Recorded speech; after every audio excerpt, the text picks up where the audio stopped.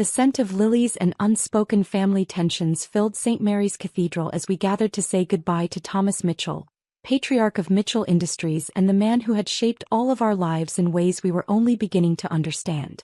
I sat in the front pew between my mother and my brother Daniel, listening to the priest deliver a eulogy that painted my father as a visionary businessman and devoted family man. All true but incomplete. What the priest didn't mention was Dad's ability to see potential where others saw failure, or his tendency to test people in ways they never realized until much later. My name is Jessica Mitchell, and at 29, I'm the family disappointment. While my older brother Daniel built a successful medical practice and my sister Lauren married into old money and social prominence, I chose a different path. One that led me away from the family's expectations and into what they considered a frivolous career in event planning. "Such a beautiful service," whispered my Aunt Margaret as the final hymn concluded. "Thomas would have been so proud of Daniel and Lauren. And Jessica," she added as an afterthought, "at least you tried, dear." That phrase had followed me for years. At least you tried. It was the family's way of acknowledging my efforts while simultaneously dismissing them.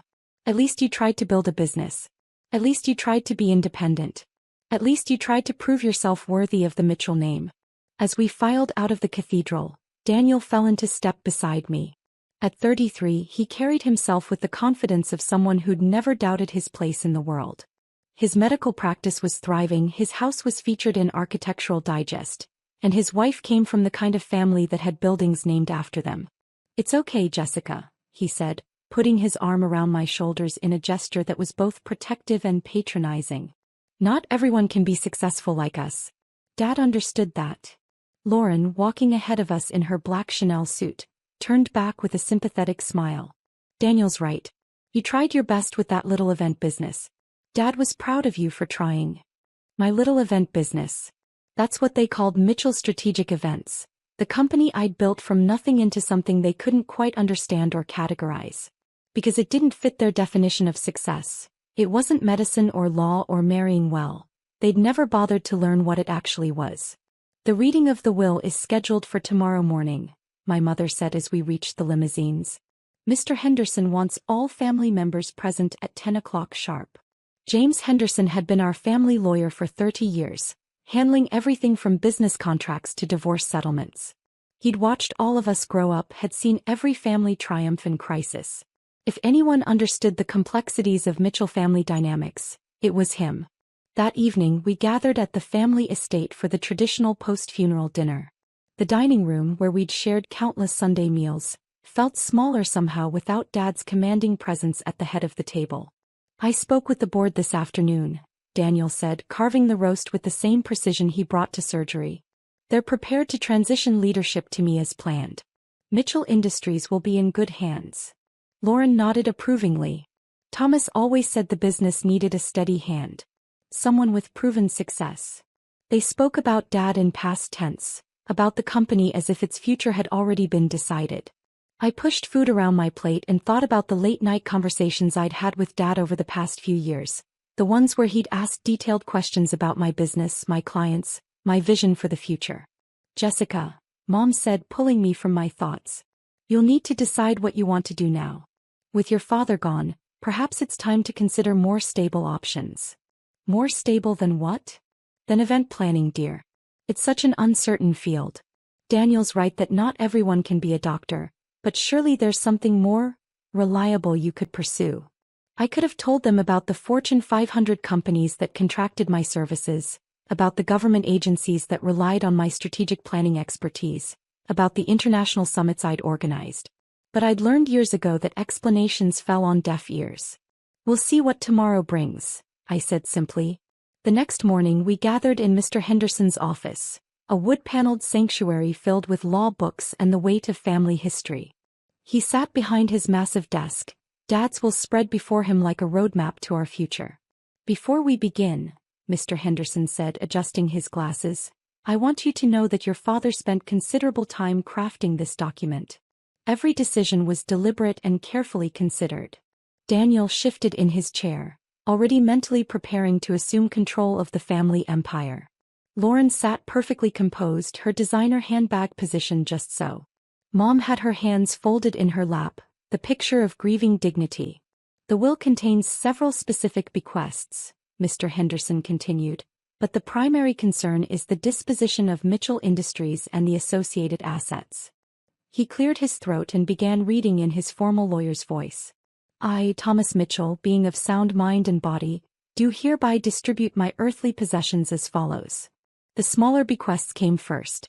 Charitable donations, gifts to longtime employees, provisions for my mother's continued comfort. All expected, all reasonable. Then came the moment we'd all been waiting for.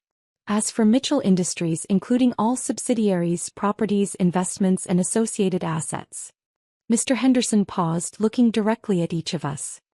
Everything, the business, properties, investments, goes to the daughter who proved herself capable of building something from nothing, who understood that true success cannot be inherited but must be earned. The room went completely silent. Daniel's confident smile froze on his face. Lauren's composure cracked slightly. Mom's hands tightened in her lap. The entire estate, Mr. Henderson continued, including controlling interest in Mitchell Industries, goes to Jessica Marie Mitchell. Their faces turned white as the words sank in. Daniel's mouth opened and closed without sound. Lauren's perfectly applied makeup couldn't hide her shock. Mom looked like she might faint. That's impossible, Daniel finally managed. Dad always said the business would come to me. I'm the oldest. I'm the doctor. You're the son, Mr. Henderson interrupted gently. But your father was very specific about his reasoning. He pulled out a sealed envelope. Thomas left individual letters for each of you, but he also included a statement explaining his decision. Would you like me to read it? Yes, I said quietly while the others sat in stunned silence. Mr. Henderson unfolded a document in Dad's familiar handwriting and began to read. To my family, who I love deeply but who have never truly seen each other clearly. Jessica has spent the last 8 years building Mitchell Strategic Events into the premier strategic planning firm on the East Coast. While you dismissed her work as party planning, she was actually coordinating international diplomatic summits, managing crisis communications for Fortune 500 companies, and orchestrating complex logistics operations that required the skills of a military strategist. Daniel's face had gone from white to red. Party planning? Jessica plans parties. Mr. Henderson continued reading. Jessica's client list includes the State Department, the United Nations, Google, Apple, and the Federal Reserve. She has managed events for heads of state, Nobel Prize ceremonies, and corporate mergers worth billions of dollars. Her company's annual revenue exceeds that of my medical practice by 300%. Lauren's handbag slipped from her lap. That's not possible. She drives a normal car. She lives in a normal apartment. She doesn't even wear designer clothes. Jessica chose to live modestly while building her business, Dad's letter continued. She understands that true wealth lies in capability, not possessions. She has proven herself able to handle complex operations, manage large teams, and make decisions under pressure. All skills essential for running Mitchell Industries. Mom found her voice. But she never told us any of this. Mr. Henderson reached for another document. Actually, she tried many times. Your father documented several occasions when Jessica attempted to share details about her work, only to have the conversation redirected to Daniel's medical practice or Lauren's social activities. He handed me a folder I'd never seen before. Jessica, your father kept copies of all the articles written about your company. Forbes featured you last year as one of 30 under 30 in the events industry. The Wall Street Journal called your crisis management work indispensable to corporate America. The Washington Post described your diplomatic event coordination as setting new standards for international relations. I opened the folder with trembling hands. Inside were dozens of articles, photos from high-profile events I'd organized, copies of contracts with companies and organizations I'd never told my family about. Dad had been following my career more closely than I'd ever realized. There's more, Mr. Henderson said. Jessica, your father included a private letter for you as well. He handed me an envelope with my name written in Dad's careful script. My hands shook as I opened it. My dearest Jessica, if you're reading this, then my family has finally learned what I've known for years, that you are the most capable and accomplished of my children. I watched you build Mitchell Strategic Events from a single client to a multi-million-dollar operation. I watched you handle crises that would have destroyed seasoned executives. I watched you coordinate events that shaped international policy and corporate strategy. Most importantly, I watched you do all of this while your family dismissed your achievements because they didn't understand them. Daniel is an excellent surgeon, but he's never managed anything larger than a medical practice. Lauren has social connections, but she's never built anything of her own. You have proven yourself capable of running complex operations, managing teams of hundreds, and making decisions that affect millions of people. Tears blurred my vision as I continued reading. Mitchell Industries needs someone who understands strategy, logistics, and leadership under pressure. Someone who can see the big picture while managing countless details. Someone who has proven herself in the real world, not just inherited a position. You're that person. You've always been that person. Now it's time for everyone else to see it too. I looked up to find my family staring at me with completely new eyes. Jessica, Daniel said slowly, you organized the G20 summit? I nodded. 3 years ago. Along with the subsequent trade negotiations. The Nobel Prize ceremony? Lauren asked faintly. Last year and this year. Plus the accompanying International Science Symposium. The Apple product launch that was featured on every news channel? Mom whispered. That was just one project. We also handled their crisis communications during the privacy lawsuit. Mr. Henderson was reading from another document. According to your father's research, Mitchell Strategic Events coordinated the logistics for the peace talks between 3 African nations last year. The ones that ended a 20-year conflict. You ended a war? Daniel's voice cracked. I coordinated the logistics for the peace talks, I corrected. The diplomats ended the war. I just made sure they had the right environment to do it. Lauren was scrolling frantically through her phone. Jessica, there are photos of you with the Secretary of State. With the Prime Minister of Canada. Is that the Pope? Vatican Summit on Climate Change, I confirmed. Beautiful venue, challenging security requirements. Why didn't you tell us? Mom asked. I thought about all the Sunday dinners where I'd tried to share my excitement about breakthrough projects, only to have Daniel change the subject to his latest surgery or Lauren redirect to her charity gala planning. I tried, I said simply. But every time I mentioned my work you assumed it was small-scale party planning. When I said I was coordinating international events, you heard, wedding planning. When I mentioned working with government agencies, you heard, corporate retreats. Mr. Henderson cleared his throat. There's one more thing. Thomas included specific instructions for the transition of Mitchell Industries. He pulled out a detailed business plan. Your father had been preparing for this transition for 2 years. He converted many of the company's operations to align with Jessica's expertise in strategic planning and crisis management. What does that mean? Daniel asked. It means Mitchell Industries is no longer just a traditional manufacturing company, I said, reading through Dad's notes. He's been transitioning us into strategic consulting and crisis management for other businesses. He restructured the entire company around your skill set, Mr. Henderson confirmed. Mitchell Industries now specializes in helping other companies navigate complex challenges, coordinate large-scale operations and manage crisis situations. Lauren was still staring at her phone. Jessica, the UN website lists you as their primary strategic events coordinator for the past 4 years. That's correct. You've been working for the United Nations for 4 years and never mentioned it? I mentioned it several times. You always changed the subject. Daniel had gone very quiet. Finally he spoke. Jessica, I owe you an apology. We all do. We've been incredibly unfair. You've been viewing success through a very narrow lens, I agreed. But Dad understood that real success isn't about prestige or social status. It's about capability and impact. What happens now? Mom asked. I looked around the room at my family, people who'd known me my entire life but had never really seen me until this moment. Now we work together, I said. Daniel, your medical expertise could be valuable for our healthcare industry clients. Lauren, your social connections could help us expand into new markets. We can build something bigger than what any of us could achieve alone. You'd want us to work with you? Lauren asked. After how we've treated you? Family is complicated, I said, echoing something Dad used to say. But it's still family. Mr. Henderson gathered his papers. Jessica, there's one final item. Your father included instructions for a celebration dinner tonight.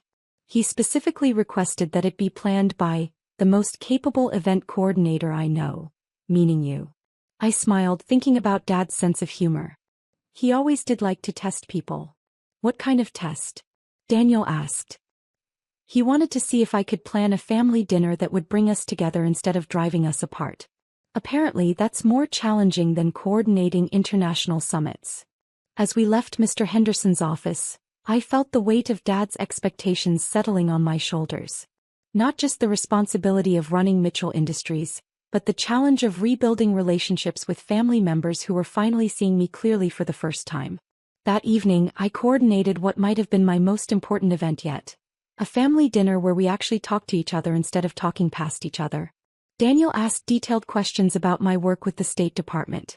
Lauren wanted to understand how crisis management worked. Mom apologized for years of dismissing my achievements. Jessica, Daniel said as we cleared the dishes, I have to ask, did you really coordinate the logistics for ending a war?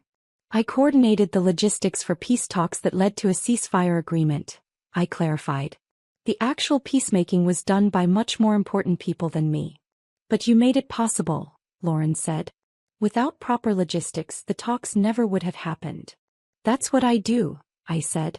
I make complex things possible by managing all the details that other people don't have time to think about. Over the following weeks, as I transitioned into running Mitchell Industries, my family slowly began to understand the scope of what I'd been building. Daniel joined the company as our healthcare consulting director. Lauren became our corporate relations manager. Mom started volunteering with our nonprofit division. The most surprising discovery came when I reviewed Dad's files and found years of notes about my career. He'd been tracking my progress more closely than I'd ever imagined, collecting articles about my work, keeping copies of testimonials from clients, documenting every achievement my family had overlooked. In his final note to me, he'd written, Jessica, you've spent years proving yourself to people who weren't paying attention. Now you can focus on proving yourself to people who matter, your clients, your employees, and most importantly, yourself. 6 months later, I stood in the conference room of our expanded offices, presenting Mitchell Industries' new strategic direction to our board of directors. The same people who'd planned to hand control to Daniel were now listening intently as I outlined our transformation from traditional manufacturing to strategic consulting. Our Q3 results show a 40% increase in revenue, I reported. We've signed contracts with 6 new Fortune 500 companies and 3 government agencies. The transition to strategic consulting has exceeded all projections. After the meeting, I walked to Dad's old office, now my office, and sat in the chair he'd occupied for 30 years. On the desk was the framed photo from that family dinner, the first one where we'd actually seen each other clearly. My phone buzzed with a message from the State Department. Jessica, we need your team to coordinate the logistics for emergency peace talks in Eastern Europe. Can you have a preliminary plan ready by tomorrow morning? I smiled, thinking about Dad's final test. He'd wanted to know if I could plan a family dinner that brought people together.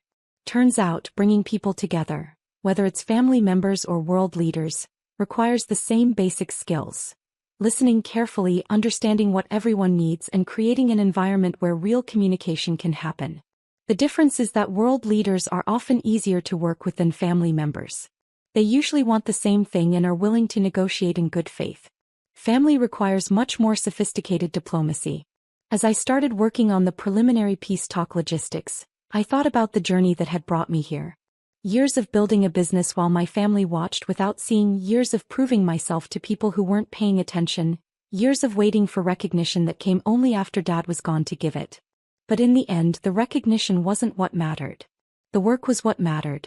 The problems solved, the conflicts resolved, the complex operations made simple through careful planning and strategic thinking. Dad had understood that all along. He'd known that true success can't be inherited or given. It has to be earned through consistent excellence, one project at a time. The phone rang, interrupting my thoughts. Mitchell Industries, this is Jessica. Ms. Mitchell? This is the Secretary General's office at the United Nations. We have a situation developing that requires immediate strategic coordination. Are you available for an emergency consultation? I looked at the photo on my desk, at my family finally seeing each other clearly, then opened my laptop to begin another complex logistical challenge. Always available, I said. What kind of situation are we looking at? Because that's what success actually looks like. Not the moment when people finally recognize what you've built, but all the moments when you're building it one careful decision at a time. Just like Dad always knew it would be.